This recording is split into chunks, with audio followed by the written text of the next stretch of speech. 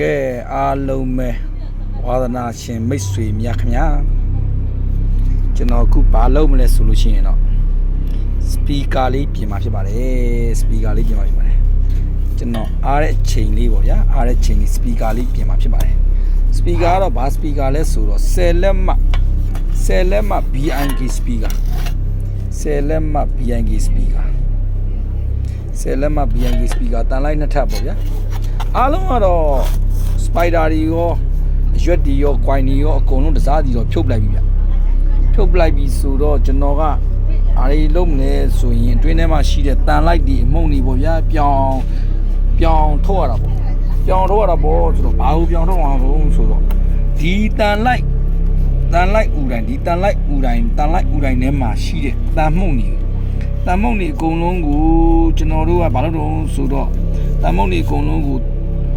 ကော်ပတ်အနုလေးနဲ့စားတွင်းထဲမှာရှိတဲ့ဖုံတွေတဲတွေကြီးတွေအကုန်လုံးပြောင်းထုတ်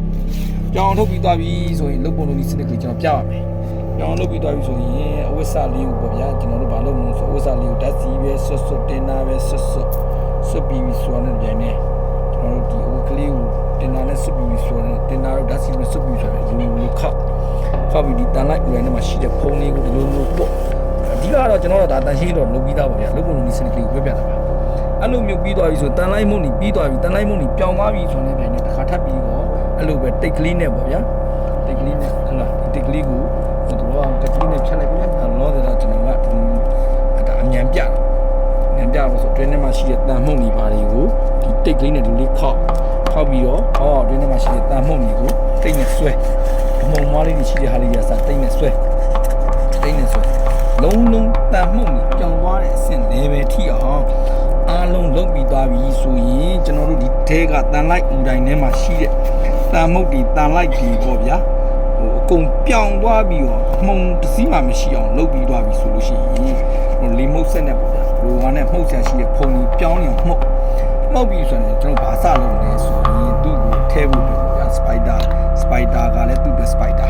ဒီ BNK အတွက်10လက်မှစပီကာအတွက်စပိုက်တာပေါ့ဒီကွိုင်ကတော့ဒီ BNK အတွက်ကွိုင်ပေါ့BNK အတွက်ကွိုင်ကိုသူက၄တက်ကွိုင်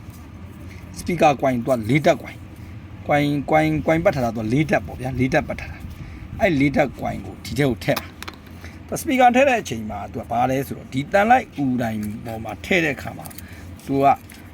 ဒီတန်လိုက်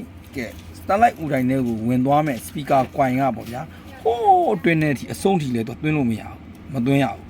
ဒီတန်လိုက်ဥတိုင်းရဲ့မျက်နှာပြင်နဲ့ဒီတန်လိုက်ဥတိုင်းရဲ့အပေါ်ကိုဒီကွိုင်ပေါ့ဗျာအနည်းဆုံးစပလုံးတစ်လုံးစာလောက်ပေါ့စပလုံးစီတစ်စီးစာလောက်ကလေးကိုတင်ပြီးတော့ထည့်ရတယ်မတရားကြီးအတွင်းထဲထီအောင်ဝင်သွားရင်လေသူအတန်းထုံသွားတယ်မတရားကြီးဒီလိုမျိုးကြီးတန်လိုက်ဥတိုင်းရဲ့အပေါ်ကိုဒီလိုကြီးကြွနေရင်လေအတန်းဆွာသွားတယ်သူအတန်းကဒီကွိုင်ရဲ့ထည့်တဲ့အပေါ်မှာလည်းမူတည်ရဲဗျအတန်းတွေကောင်းတယ်မကောင်းဘူးဆိုတာကဒီကွိုင်ထည့်တဲ့နေရာမှာသူကအားကြီးစကားပြောတယ်ဆိုတာတချို့ဆိုရင်ဗျာကွိုင်နေရောထဲထားတယ်အတန်းတွေထုံကြီးနေတယ်ဘောတော့တချို့ကျတော့အတန်း base မထူတော့ဘူးကျွန်တော်စပီကာကအတန်းကြီးကဆွာကြီးဖြစ်သွားတယ်ဆိုတော့ဒီကွိုင်ထဲတဲ့နေရာမှာမတရားစကားပြောတယ်ဗျဒီကွိုင်ထဲတဲ့နေရာမှာအဲ့တော့ကျွန်တော်တို့ကဘာလုပ်တုံးဆိုတော့အဲ့ဒီကွိုင်ကိုကျွန်တော်တို့ကဒီတန်လိုက်ဥတိုင်းရဲ့အပေါ်ကိုပြောရရင်တော့ဒီကွိုင်ကိုပေါ့ဗျာစပလုံးတစ်လုံးစာလောက်ကလေးကိုတင်ထားပြီးတော့ကျွန်တော်ထည့်တယ်ပေါ့ဗျာကျွန်တော်ထည့်တဲ့အနေထားတော့အဲ့တော့ဘောတစ်ခုကဒါအလောတော် site ပေါ့သူက base 2လေအတန်းလာတယ်ပေါ့အဲ့တော့ကျွန်တော်တို့ကဘာလုပ်မလို့ဆိုလို့ရှိရင်ဒီ coin ကိုမထည့်ခင်မှာအလောတယ်ကျွန်တော်တို့ကဒီ spider နဲ့ coin နဲ့ဒီ fit site ဖြစ်ဖို့လိုတယ်ပေါ့အဲ့လိုမျိုး feeding guide fit site ဖြစ်ဖို့လိုတယ်ပေါ့အဲ့လို fit site ကလေးလောက်ထားတယ်ဒါပေမဲ့ဒီကောင်ကြတော့ကျွန်တော်တို့ကဘာဖြစ်တုံးဆိုတော့ fit site မဟုတ်တော့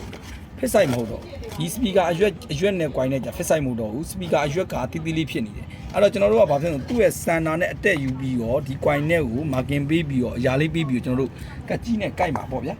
ကတ်ကြီးနဲ့သူ့အဝိုင်း site ကိုကိုက်မှာပေါ့သူ့အဝိုင်း site ကိုကိုက်မှာပေါ့ဝိုင်း site ကိုက်ပြီးပြီဆိုလို့ရှိရင်ကဲကျွန်တော်ကောထဲ့ပုံထည့်နည်းကြီးကျွန်တော်ပြမယ်ပေါ့ဗျာလောလောဆယ်ကျွန်တော်ဒီ coin လေးကိုအရင်ဆုံး